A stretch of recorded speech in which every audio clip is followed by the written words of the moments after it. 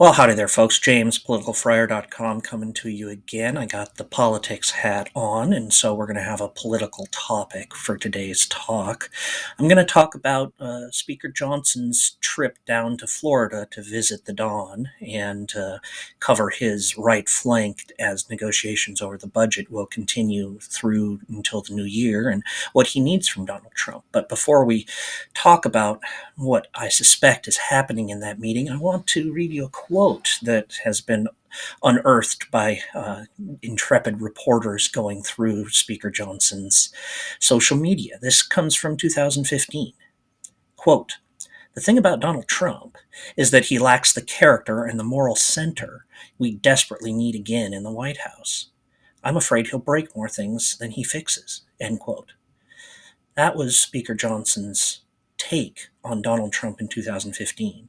He certainly knew enough about Donald Trump to know those things, and that take is very much in line with what I would expect from a conservative Christian looking at Donald Trump. Donald Trump is an adulterer. He's a liar. He's a serial con man. And I don't think that Christian conservatives are that gullible to think that that's somehow okay. I do think that many Christian conservatives are that cynical to ride the wave of Donald Trump's political popularity to accomplish political goals that they held and that Donald Trump doesn't mind endorsing. It was a cynical support of Donald Trump that got three conservative justices appointed to the Supreme Court and abortion overturned. I am not convinced that Donald Trump is against abortion.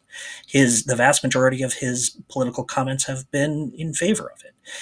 It was a marriage of convenience between people such as Mike Johnson and Donald Trump in 2016 and again in 2020 and maybe again in 2024. But in that it is a marriage of convenience, I'm not convinced that they're entirely goal aligned.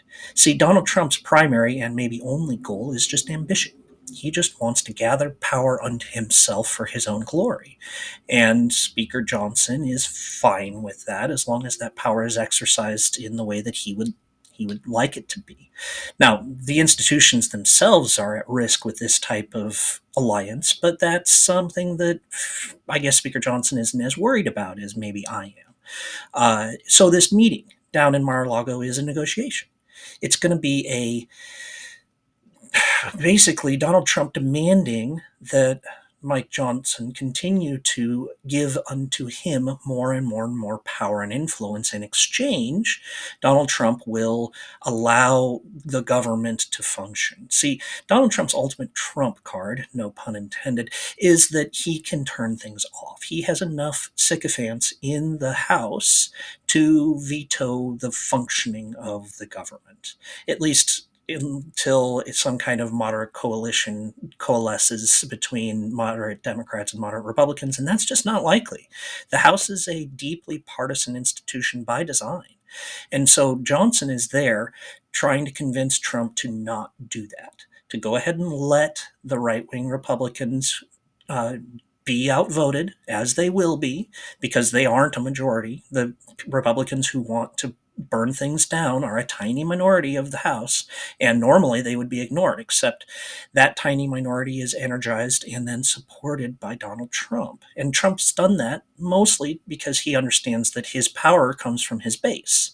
He is not attractive to the middle, and so he needs to bolster his right.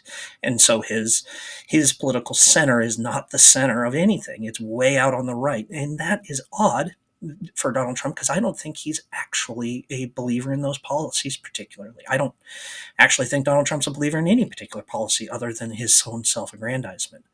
But in that Donald Trump will protect his own self-aggrandizement, he has to protect those right-wingers. And Johnson's down there saying, "Please, sir, don't do it. Please, sir, let me govern. Please, sir, let me actually get some conservative policies passed into law, recognizing that you're not going to get everything." I don't think Mike Johnson is dumb, and I do think he is a pretty accomplished politician in that he sees the political necessities of holding his tongue and and maybe holding his nose sometimes when he's having conversations with people who have political power, rightly, wrongly, or otherwise. So, uh, for the sake of the country, I hope Mike Johnson has a good trip to Mar-a-Lago, because we do have to pass funding bills in the next few months. We do have to govern, and Donald Trump, if he sees it as to his advantage to not do those things, he'll put himself before the country. I don't doubt it.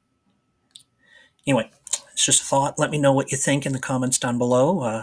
Leave me a like and subscribe to this if you want to hear more. And, I really appreciate it. Thanks.